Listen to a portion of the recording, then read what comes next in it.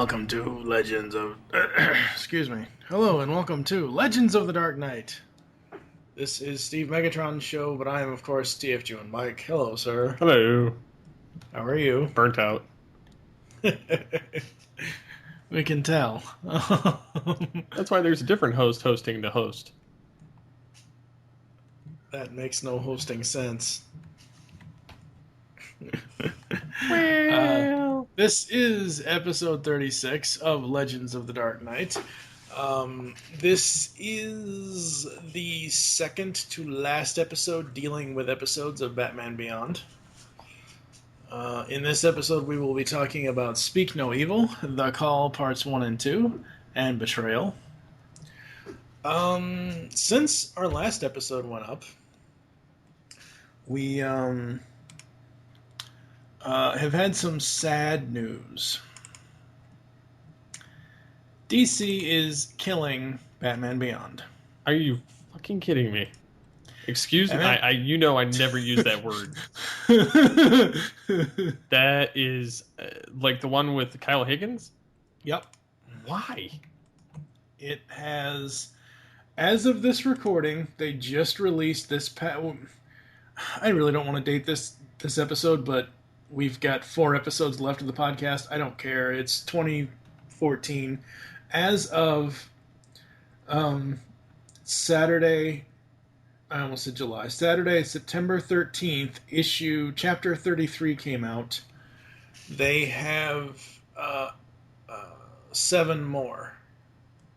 No, 8. Wait. Damn it. I hate math. Yeah, they have 7 more chapters. They're going to get to chapter 40, and they are going to end it. Because apparently what I've read from the web and everywhere else is that DC only wants 1 digital title per day. So they're going with some Batman Jiro Kudakai something or other, some new digital series that they're premiering. Are you shitting me? Oh my god. Let me see if I can find... Oh, they're such donkey balls. The article. So, that's horrible. Currently, the storyline in the Batman Beyond 2.0 comic is dealing with Ink, Ghoul, and Davis Dusk, who is a character that Kyle introduced as a new villain here. All right, let me see here. Weird Science. DC Comics cancels Batman Beyond 2.0. The guys over at Weird Science, I'm gonna have them on the pull bag at some point.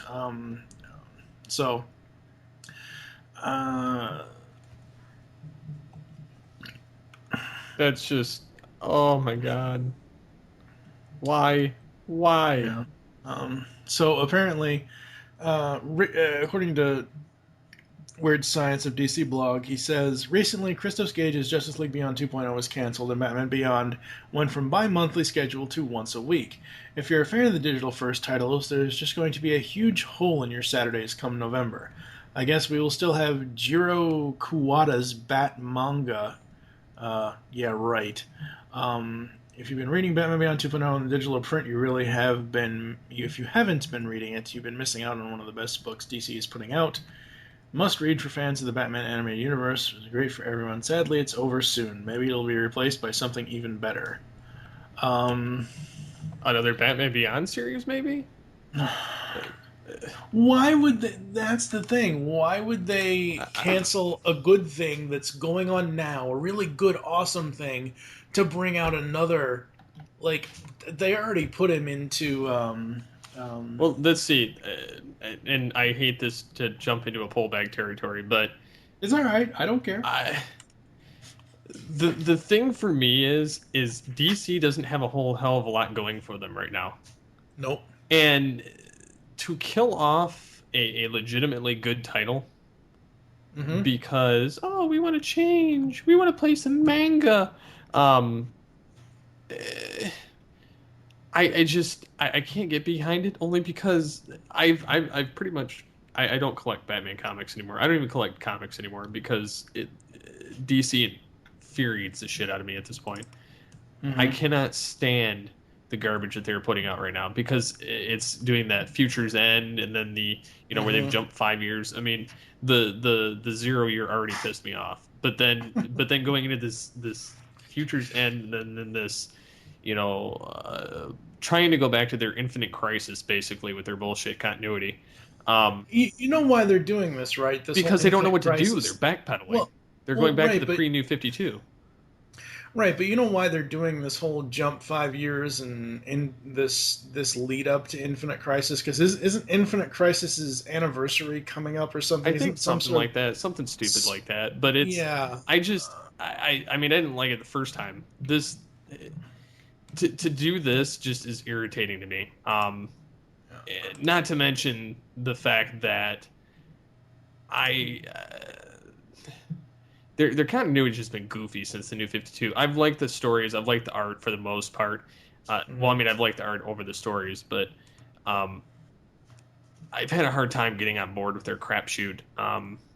And then the fact that they're doing this Futures End and then they're going to go into this multiversity or whatever the hell they're calling it, um, and you get the same douchebag that created Damian Wayne doing it, and then they're bringing him back too, by the way, which Yeah. we knew that was coming. They always kill for a year and bring him back. Um, it's just I don't know. It's just they bother me so bad when something Well, cool is legitimately in there and then they throw it away because oh we're gonna do this now. I mean, we're gonna eventually talk about the Batman Beyond comics in the pull bag. You know what we've gotten to this point from Adam Beecham's original run with 10,000 Clowns and all that stuff. Um, but I read somewhere online. I don't think it was at Weird Science of DC blog, but I read somewhere online it was probably one of the more not saying Weird Science is not major, but like Comic Book Resources, Newsarama, somewhere one of the more in the spotlight, like in the limelight comic book websites. I read somewhere where they said that DC wants to only have one digital release per day. I'm looking at the digital first release at the end of Batman Beyond Chapter 33 right now. Right now, they have bi weekly Arrow Season 2.5 and The Flash Season 0 to gear up for that, the new season of Arrow and the new series Flash. That's on Mondays. On Tuesdays, they have Injustice. On Wednesdays, they have Batman 66. On Thursdays, they have Wonder Woman.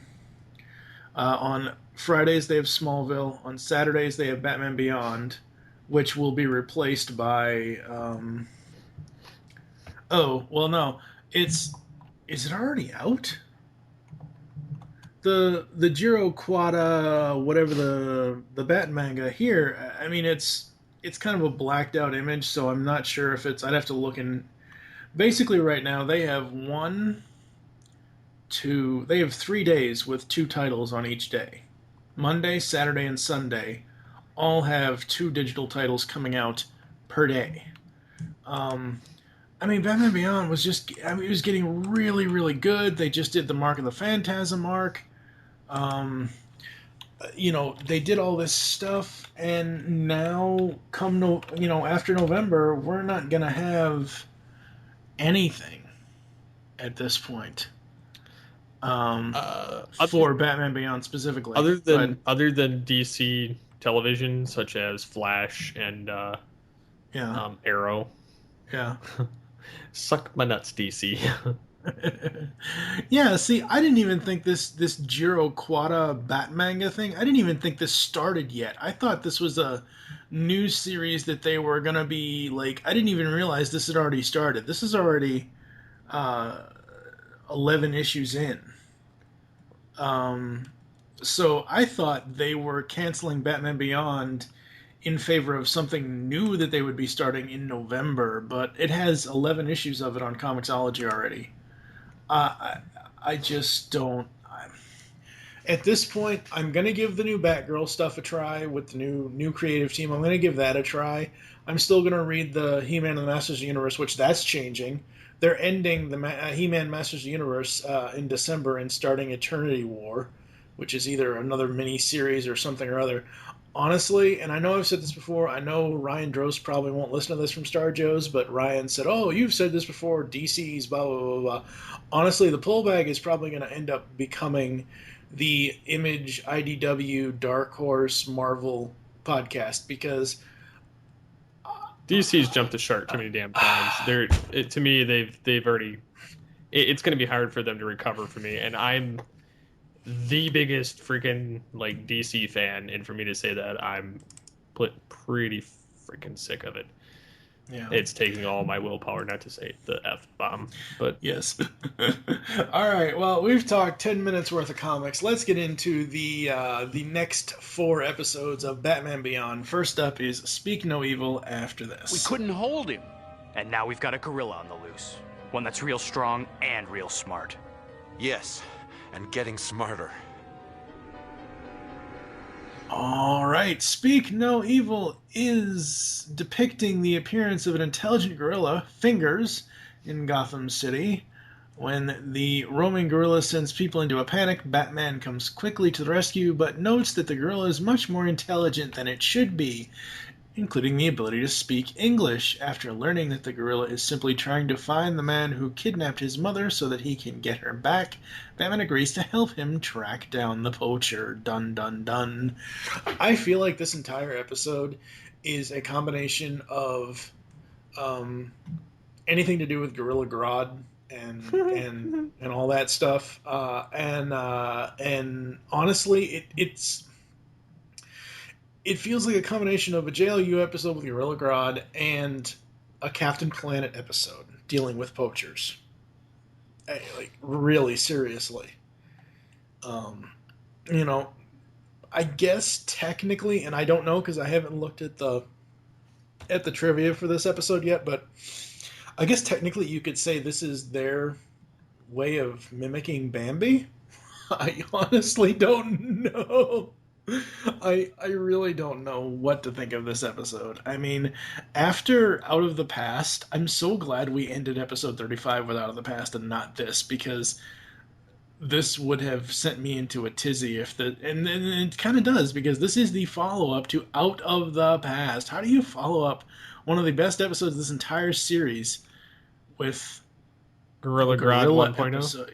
Yeah, what in the I was hell? thinking maybe this is Gorilla Grodd before he gets his superpowers Yeah. and went back in time to torment them in the past. Yeah. There's only one really cool thing that I wrote down for this episode. Stealth Batmobile. There's a point when Terry goes to the zoo, it's before he meets up with the gorilla. There's a point where he has his camo on, he's in the Batmobile. As he's landing the Batmobile becomes camo like his suit does. And, you know, the lions are roaring, the elephants are trumpeting, and Bruce says, "Terry," he says, "It's okay, they know I'm here. They can smell me." But I love that they worked the stealth batsuit tech in that it can work with the Batmobile. That is so friggin' cool. What did you think overall of this one? I mean, it wasn't bad. It was kind of the, kind of showing that Batman can do something other than have to, other than having to go after his rogues gallery per se, and kind of help his fellow Earth person. Mm-hmm. So yeah, it's. I mean, I guess it's all right. It's not the best episode I've seen, but it could have been a lot worse. It could have been, yeah. The title of this, for trivia, the title of this episode, as well as its protagonist, refers to the pictorial maxim, "See no evil, hear no evil, speak no evil," embodied by the three wise monkeys. "See no evil" was used for an episode of Batman the Animated Series. If I remember correctly, that wasn't a very good episode either. I already gushed about the Batmobile stealth capability. The Gotham Studios logo is similar to the Warner Brothers logo. It's always awesome when they can work that in. Let's see. The man in the park that Fingers frightens away seems to be the same one Batman saved in the train and Hidden Agenda. He also makes a cameo in Rats and Countdown. Though produced before Justice League, Wayne's reference to gorillas being more intelligent than most people presume may have been a reference to a numerous previous encounters with Grodd. Fingers' rooftop escapades appear to be a nod, obviously, to King Kong. Casting for this one, Malachi Throne is the voice of Fingers. Max Brooks is Howard Groot. Trying to. Rainier Schoen is Van Dyne. So that's cool. This one, what you're gonna find, folks, after the next episode that we talk about, what you're gonna find is Batman Beyond kind of gets lower and lower. It tapers off. It very much does. Absolutely. But it gets replaced by Justice League, so. Alright, we're gonna move on because we've got the call. I always hoped I'd never have to use it. Kryptonite. This could kill him, right? Do whatever it takes. But make sure you stop him.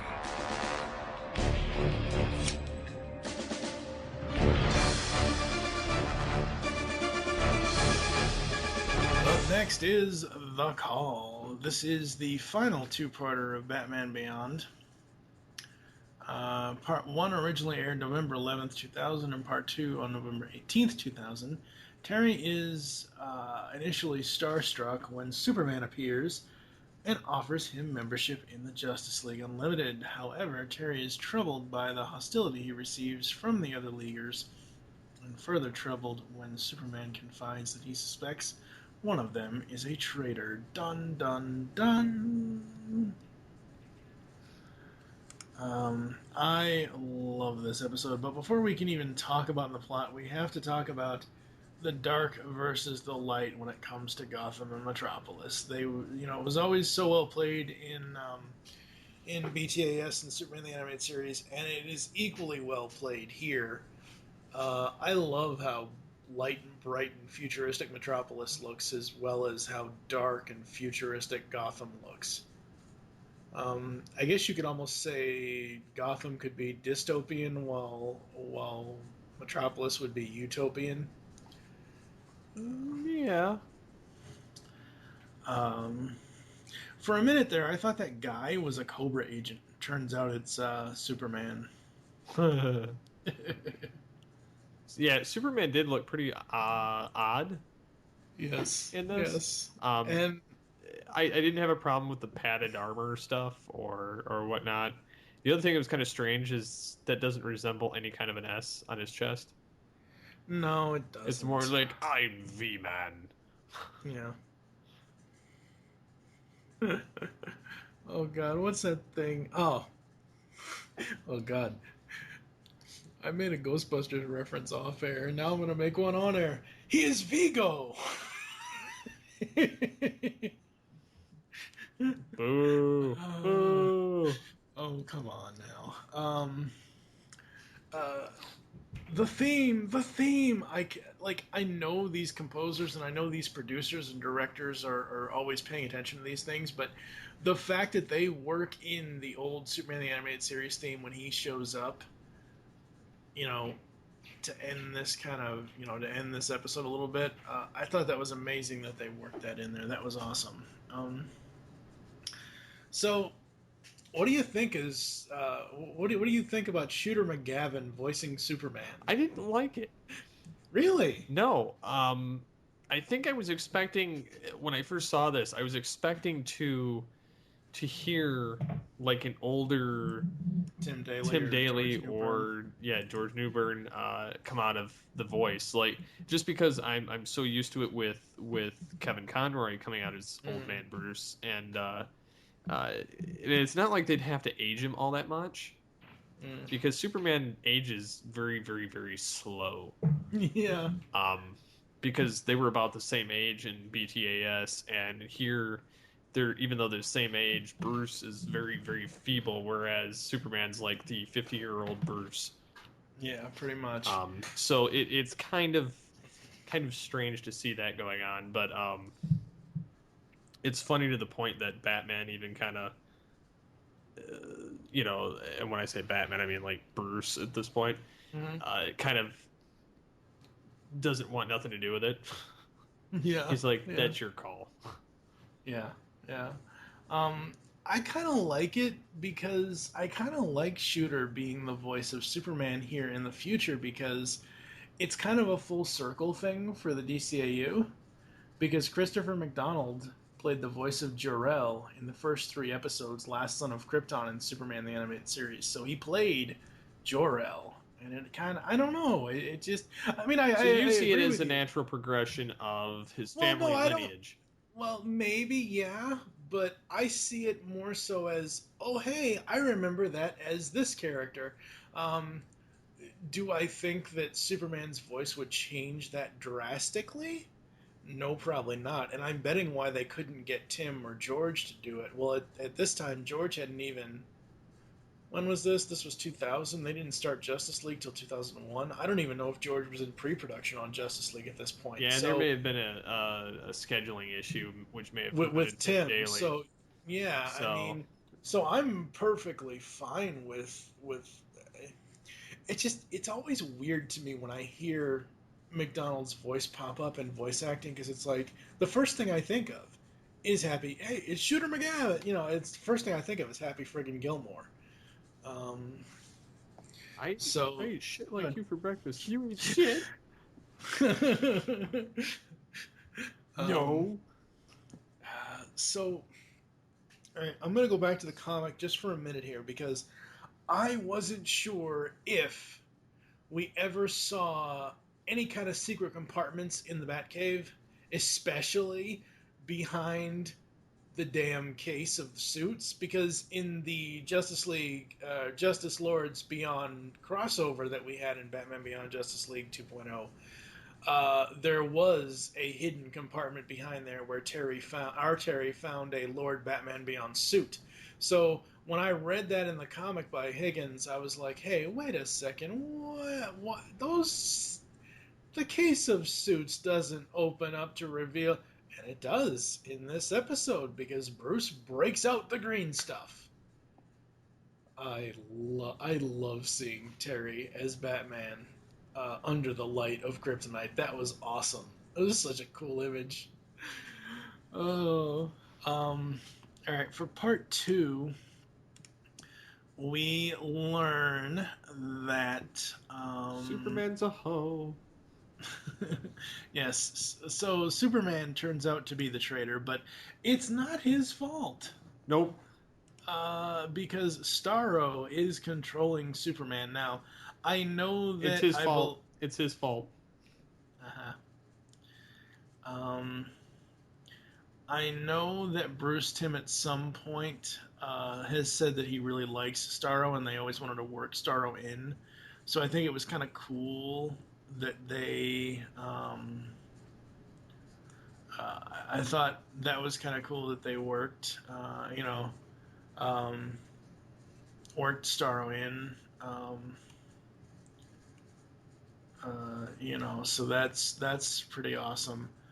Overall, I mean, I like the new, not necessarily new league members. I mean, we've seen some of them before. I mean, Barda's always been around.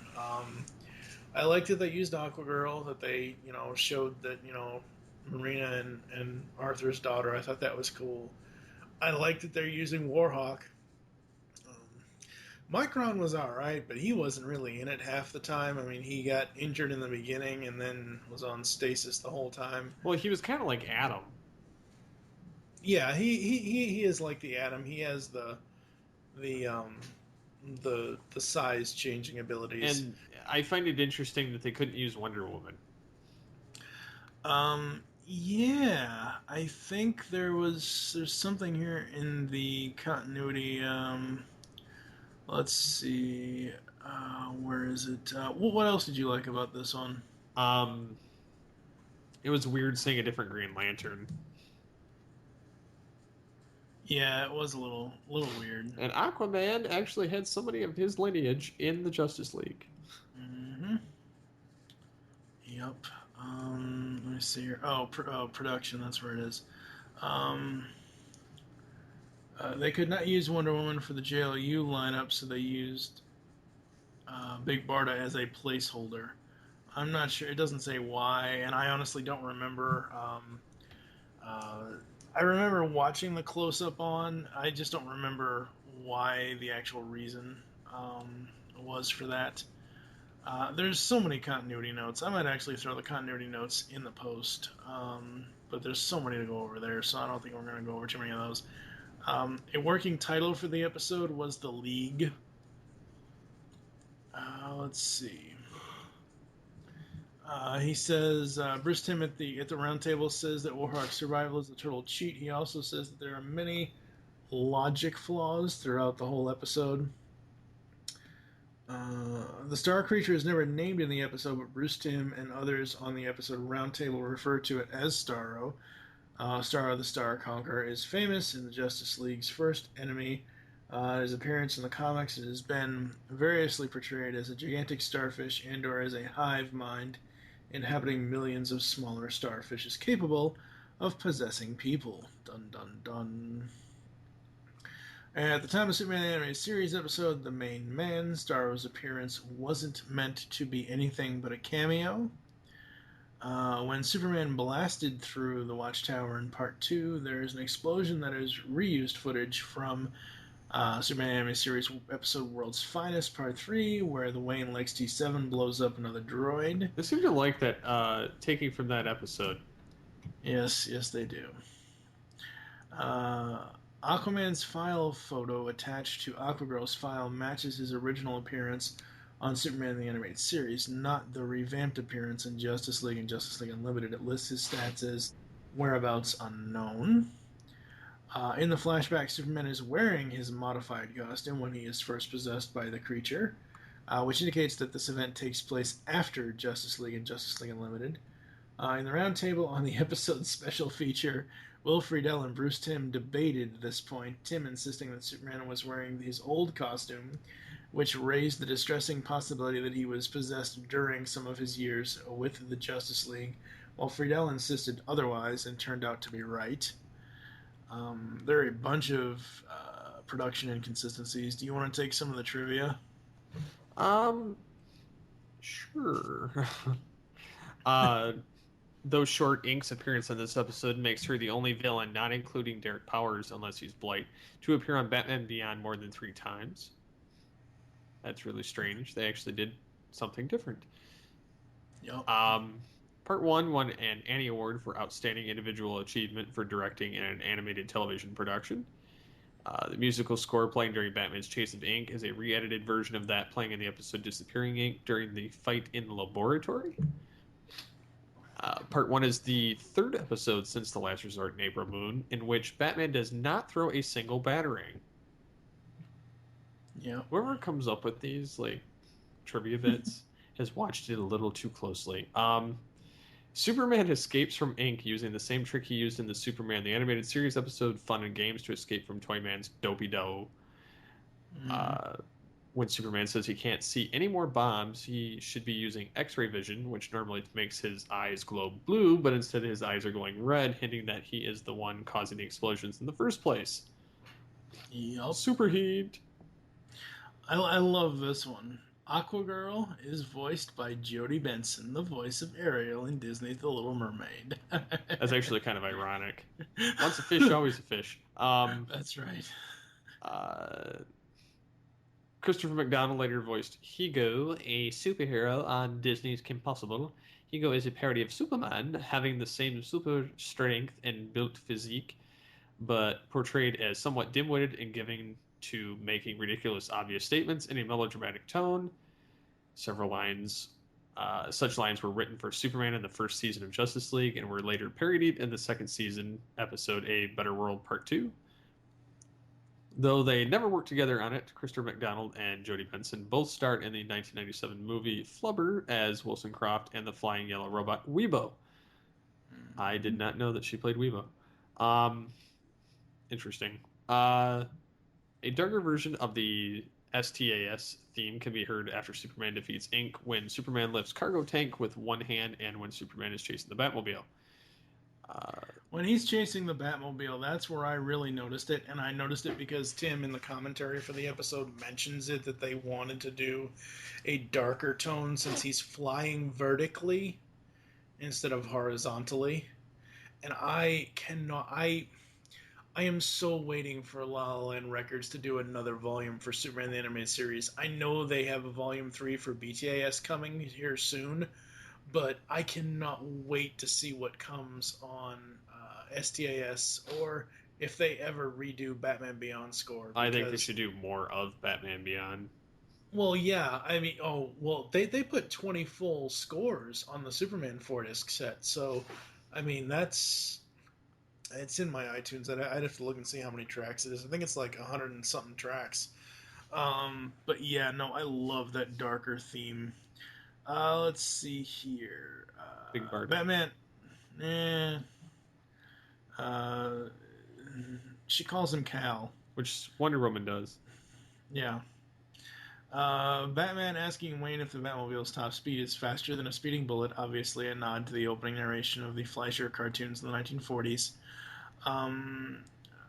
So the last one I'm going to bring up is Superman's comment at the end of Part 2 alludes to the link between Bruce and Terry later revealed in Project Batman Beyond.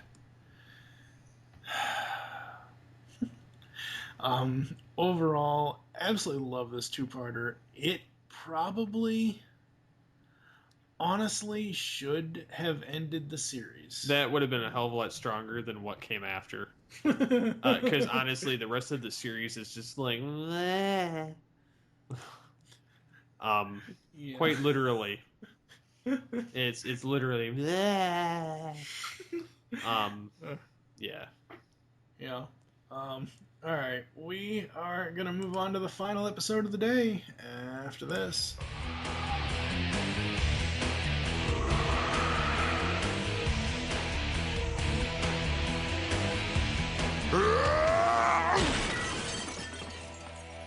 I can't do it. I don't care if he kills me. Charlie, you gotta go to the cops. I can't do that either. They'd never be able to protect me once the Major finds out I let you go. He doesn't have to find out. I know the police commissioner. She's a friend of Bruce Wayne's. She can make it look like the cops caught you right after you left the hideout. But then I end up in jail. What were you expecting, a medal? I don't want to go back in, Terry. It won't be forever. They'll go light on you. And while you're in, the doctors will be working on a cure. A cure?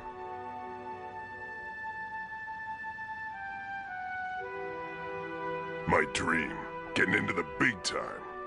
Kind of a nightmare now, huh? Mr. Wayne has hundreds of scientists on his payroll. The best in the world. And he'd do this for me? No, he's gonna do it for me. Now come on, we're running out of time. Wait, if something goes wrong, I'd be safer on the outside. Nothing's gonna go wrong. But if it does, what if I stay here till you come back and tell me they got the Major? Last up tonight is today Betrayal. Charlie Big Time Bigelow is back, and he is still mutated into the Hulk. He has finally made it into the big time crime. However, he is unhappy with his role and seeks to find a way to get the power he really wants. I thought Big Time's first episode was fine. This is just overkill. I know, it's like watching every episode of The Incredible Hulk. You know. I'm doing that on purpose. Yeah. You know, where Big Time comes from, they don't have gamma radiation. Yeah. They should send him to the planet Big Time. You know, like World War Hulk. Oh my god. Oh, they should send him to Apocalypse. They won't need him there. Yes, they won't need him there. I don't think... Let me look here. The only note I wrote down for this one, that poor upside-down Batmobile with Bruce in it, Big Time flung it like it was plastic. That's the only note I have for this episode that I wrote down. Bruce in the Frisbee mobile. I mean, I like seeing, Terry's character development, and he's still not going to go with Big Time and not going to join him, and it's still, no. So, any other thoughts on Big Time? Because I don't think there's... He died. Yeah. I mean, there's only 3 trivia bits. You already mentioned it last time we talked about Big Time. When he's mutated, Clancy Brown replaces Stephen Baldwin as the voice. But other than that, I mean, there's really nothing here. Yep, there's nothing for us here. So I think we're going to go to an ad break, and we're going to come back with putting the episodes in order after this. I'm Colin Baker. My name's Fraser Hines. Hi, I'm Daphne Ashbrook. This is Andrew Cartmel. Hi, this is Colin Spall. Hello, I'm Simon Fisher-Becker. This is Ian McNeice. Hi, this is Travis Ritchie. You listen to this Mark 42's. Listen to Mark 42's universe. If you're into Doctor Who, listen to Mark 42's universe. We always have the latest Doctor Who news, reviews, and interviews. We are available on iTunes, Stitcher Radio, Geekcast Radio Network, and our home base, mark42.net. Mark Who 42, the meaning of life. It's action, it's drama, it's comedy. It's Decian, the superhero webcomic. Decian's got superhero antics and sexy girls. Read it now at Decian.com. DASIEN.com. Grab your helmets, because it's time to assemble Mask. Mask Mayhem is here with your hosts TFG and Mike, Optimus Solo, and brand new host Toon Master Tim. This podcast, covering all 75 episodes of Mask, will feature in-depth analysis of every episode, talking the toys, and more. Mask Mayhem will run 30 podcast episodes. You can find us on iTunes and www.geekcastradio.com. So get your spectrums ready, as podcasting is the ultimate weapon. We are back, and it is time to rate these 4 episodes of Batman Beyond Season 3.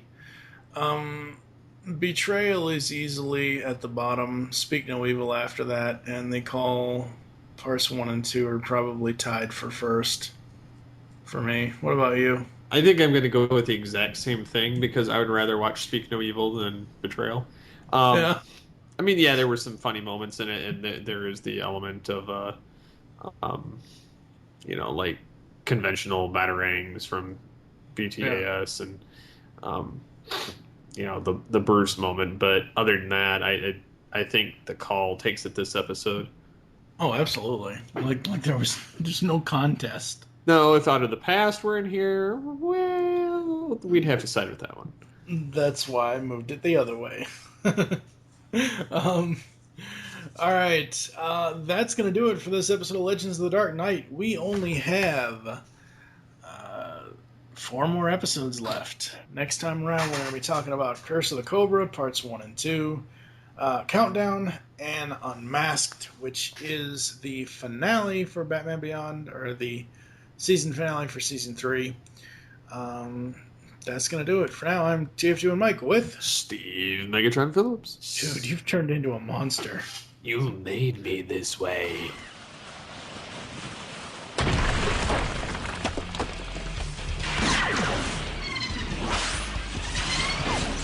Everything okay?